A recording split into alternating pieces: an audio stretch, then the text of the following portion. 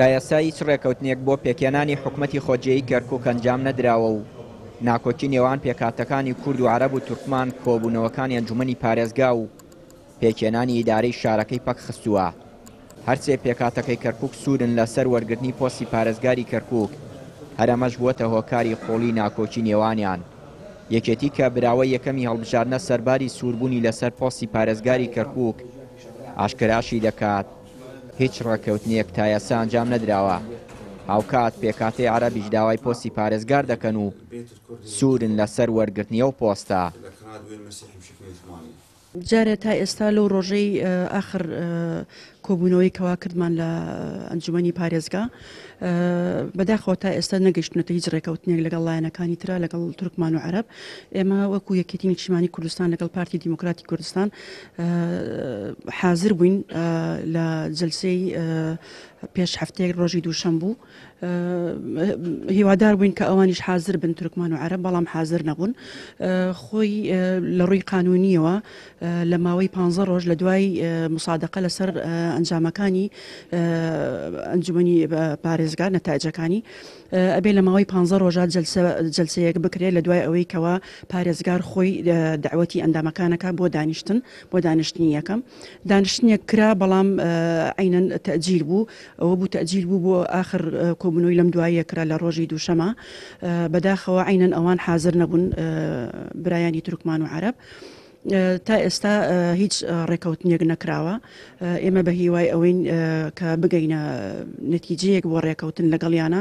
يعني لا شك بعد الانتخابات الأخيرة دوای هەڵبژاردنەکانی ئەم دواییە کە عەرەب توانی ئەوەندە کورسی بەدەست بێنێت و لەگەڵ لایەنی دیکەدا حکوومەتی خۆجێی پێک بێنێت، عەرەب پابەندن بە وەرگرتنی پۆستی پارێزگاری کەرکووک. هەروەها عەرەب پێیان وایە ئەگەر ئیدارەی شارەکە لەلایەن عەرەبەوە بەڕێوە ببرێت باشترە لە ئیدارەدانی پێکهاتەکانی دیکە، بەپێی ئەوەی کە ئەزموونێکی خراپ هەیە لەگەڵ ئیدارەکانی پێشوودا. ئێستاش وتوێژ و دانوستان هەیە لەگەڵ پێکهاتەی تورکمانی لەبارەی نەخشەی پێکهاتەی حکوومەتی نیشتیمانی. لە نێوان عەرەب و تورکمان وتوێژ و نیمچە ڕێکەوتن هەیە، بەڵام لەگەڵ پێکهاتەی کوردی هیچ ڕێکەوتنێک لە ئارادا نییە سەبارەت بە دروستکردنی هاوپەیمانی. بەگشتی گفتوگۆ و ڕاوێژ لە ئارادایە. هەموو لایەکیش کار لەسەر ئەوە ئەکەن گەورەترین فراکسیۆن پێکبێنن تا لە ئەنجومەنی پارێزگا نەخشەی حکوومەتی نوێ لە کەرکووک بکێشرێت.